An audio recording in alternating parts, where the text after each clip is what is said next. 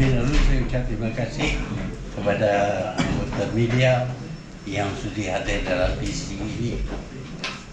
Kita adakan visi ini untuk menjelaskan sebab-sebab kita mengadakan perjumpaan antara pemimpin-pemimpin parti Melayu, NGO, orang perseorangan dan sebagainya.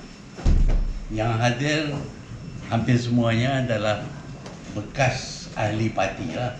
Pasal orang Melayu kebanyakannya yang muncul terlibat dengan politik, sama ada parti UMNO ataupun PAS ataupun apa-apa parti lah. Jadi kita berpendapat bahawa orang Melayu menghadapi masalah sekarang ini. Rata-rata mereka miskin, dan kerana kemiskinan mereka berhadapan dengan banyak masalah.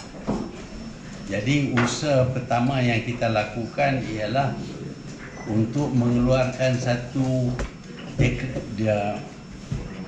proklamasi, dan proklamasi ini hanya menyenaraikan 12 daripada masalah yang dihadapi oleh orang Melayu, dan kita ingin melihat orang Melayu sedar bahawa kedudukan mereka itu tidak begitu kuat, lemah dan menjadi lebih lemah. Kalau dahulu ekonomi dikuasai oleh bukan Melayu dan Melayu menguasai politik, sekarang kuasa politik orang Melayu pun sudah terjejas. Sebab itu kita berpendapat nak menyelamatkan, nak mengatasi masalah orang Melayu, satu gerakan mesti diadakan yang mencantum semua orang ataupun parti ataupun individu, NGO yang khawatir berkenaan dengan masa depan orang Melayu. Kita ada satu gerakan untuk menumpu kepada penyelesaian masalah ini. Di antara penyelesaian masalah ini ialah kita perlu ada influence atau pengaruh dalam kerajaan yang mampu menangani masalah orang Melayu. Sebab itu kita bersetuju semua daripada kita akan bekerjasama. Bukan saja dalam pilihan raya, di waktu lain pun kita akan bekerjasama, dan kita tidak menentang antara satu sama lain, yang mana ini menggagalkan usaha kita. Dan semua pihak bersetuju hari ini bahawa kami bersatu untuk menangani masalah yang dihadapi oleh orang Melayu. Ini bukan bertujuan untuk menolak hak orang bukan Melayu. Kita harus ingat, selama lebih daripada 60 tahun, kerajaan Malaysia didominasi oleh orang Melayu. Tetapi di zaman orang Melayu mendominasi politik di Malaysia ini, orang lain semua berjaya. Bahkan orang Cina jadi kaya, maju sampai jadi pengusaha dunia, ialah dalam masa pemerintahan oleh kerajaan-kerajaan yang didominasi oleh orang Melayu. Bagi tuan-tuan dan puan-puan mungkin tak tahu keadaan di zaman British.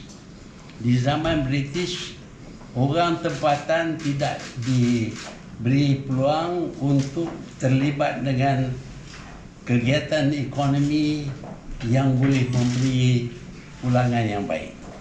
Umpamanya, di zaman British, segala bekalan kepada kerajaan-kerajaan, banyak kerajaan, kita ada 11 kerajaan pada masa itu, semua bekalan mestilah melalui Crown Agent, satu agensi British. Orang tempatan bermakna orang Melayu, orang Cina, orang India tak boleh buat kerja tu. Sekarang ni kita bebas boleh supply ke government, nak beli kapal terbang pun kita boleh bagi agensi kepada orang, tapi dulu tak boleh, zaman British tak boleh. Perniagaan yang besar-besar, travel agencies, Mansfield dan sebagainya adalah British. Orang tempatan tak ada. Syarikat perkapalan, syarikat penerbangan, semuanya British.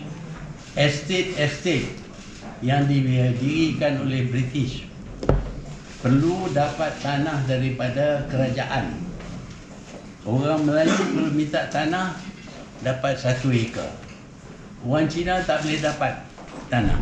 Boleh beli tanah daripada orang Melayu sendiri, tapi tak dapat tanah. Tapi kalau British minta, dia bagi sampai 25,000 ekar satu company. Yang kita sudah belilah sekarang ni.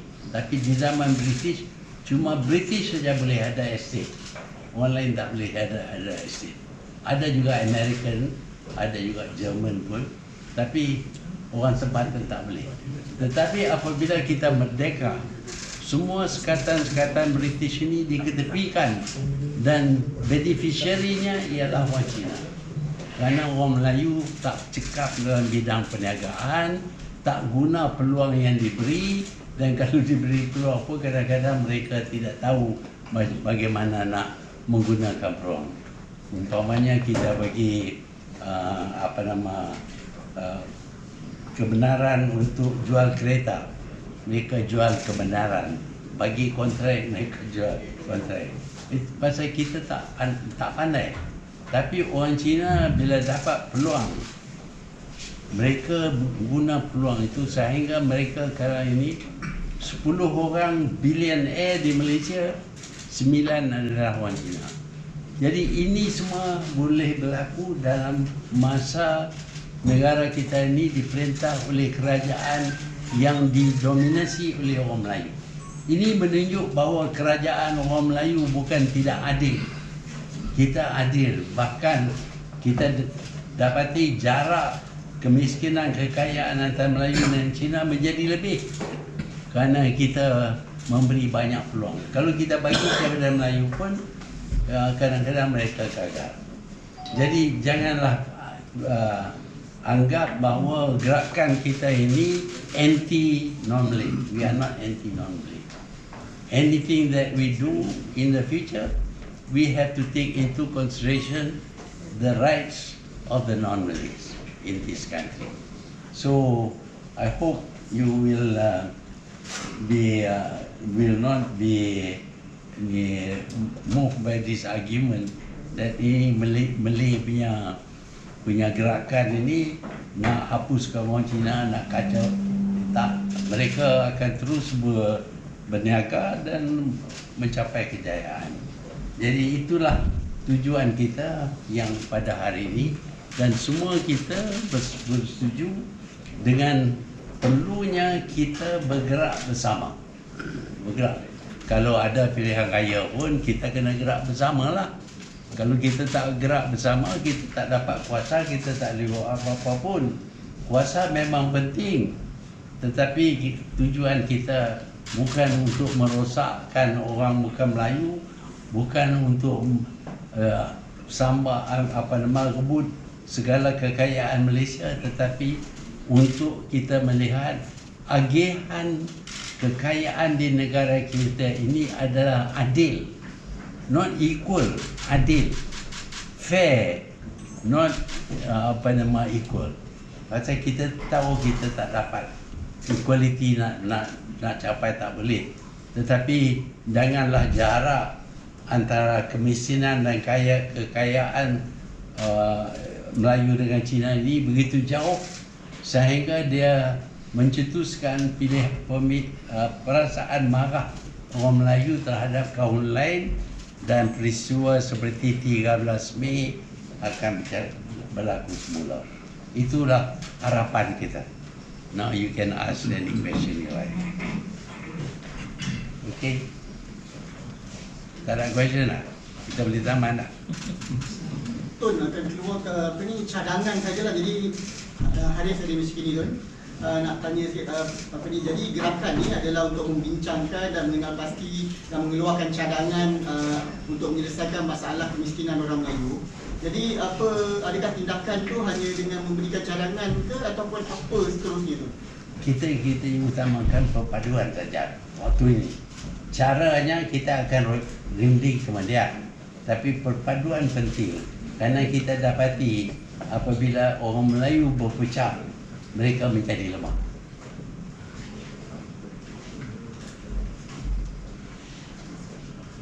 Right.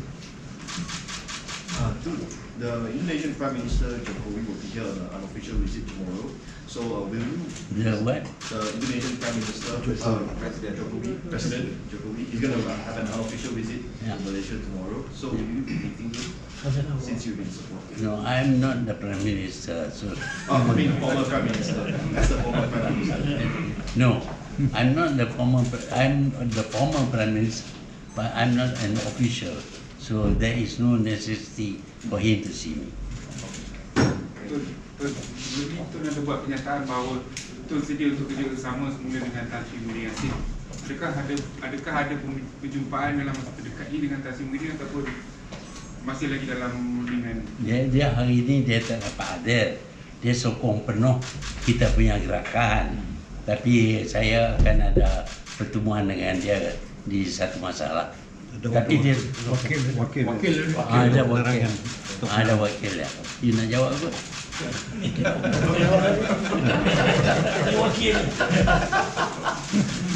So akan ada official pertemuan dengan Tan Sri Muhyiddin Yassin ke ataupun? Saya akan ada pertemuan, tapi dia dah menyatakan pendirian dia, dia sokong proklamasi dan dia tak menentang saya. Saya pun tak menentang dia. Ini semua public knowledge. Adakah Tun akan buat kerjasama untuk menghadapi pilihan raya negeri ataupun untuk selamanya? Itu kita akan bincang. Ada kemungkinan kita akan bertanding dalam pilihan raya negeri kalau kita dapati itu kehendak kesemua daripada kita. Tun timbang bertanding ke betul PRN? Tak ada lah. Saya dah tua. Tak tengok saya nyanyi. Saya tak faham. Orang di luar negeri jemput saya bercakap berkenaan macam mana dunia akan datang ni. Jepun panggil, Korea panggil. Balik di sini orang tanya bila saya nak bersarap.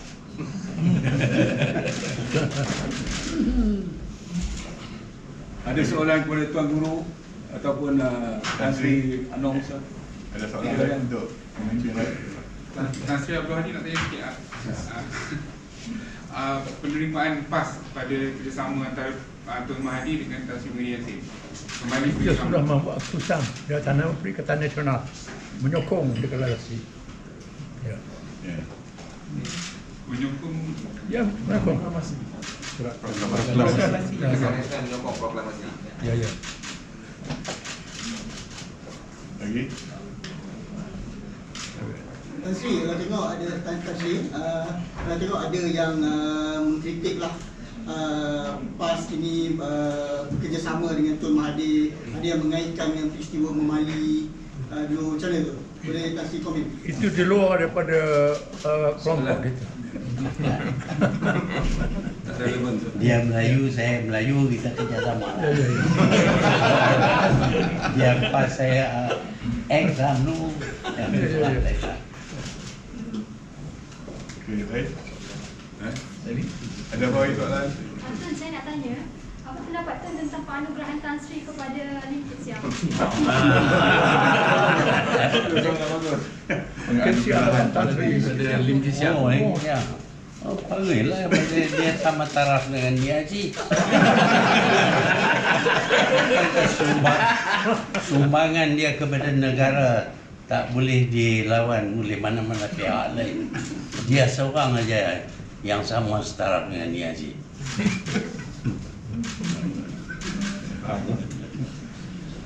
Kalau saya tak marah.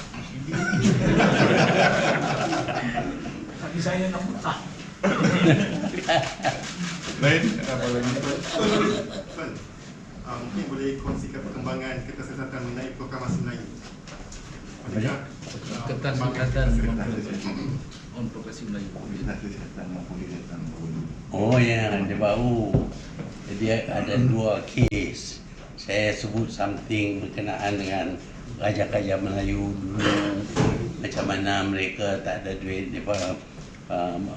tipan cukai dan sebagainya. Dan saya kaitkan juga dengan apa yang berlaku di Johor. Yang ini kenyataan, semua orang tahu, takkan tak boleh bercakap. Orang semua tahu kata dia jual tanah 4 bilion ringgit. Saya jumpa dengan Cina daripada negara Cina yang gembira dia beli tanah sebanyak 4 bilion ringgit. Itulah tanah itu pula kekal selama-lamanya sampai akhirat. Tanah itu dah bagi kepada orang itu. Dan kita tahu zaman dulu raja-raja semua jual tanah pasal tak ada duit. Proklamasi itu perkembangan. Proklamasi saya dapati itu ramai orang boleh kata berebut-rebut nak sign. Tapi kita tak buat depan orang lain. Press lah. Baik. Soalan Tun, adakah tanda-tangan sasaran tanda-tangan proklamasi sebanyak 1 juta itu boleh dicapai dalam waktu tahun ini?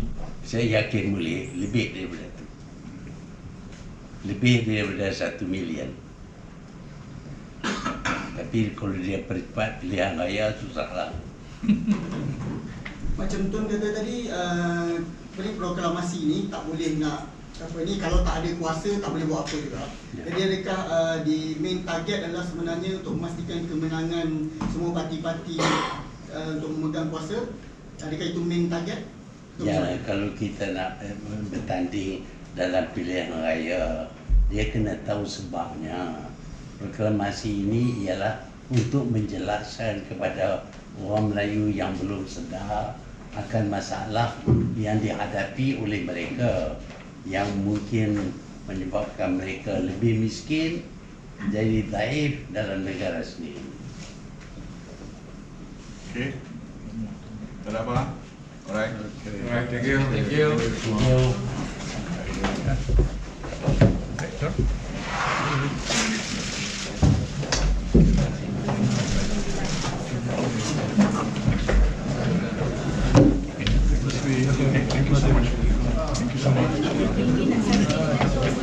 Terima kasih. Selfie dengan Tun boleh? Terima kasih.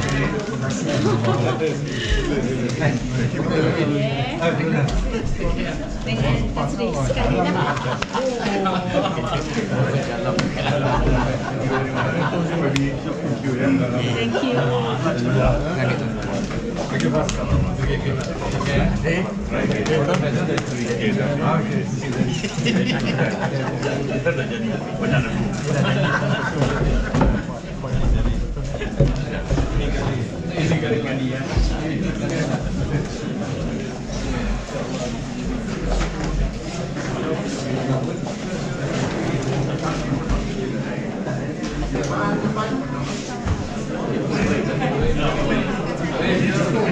Thank you.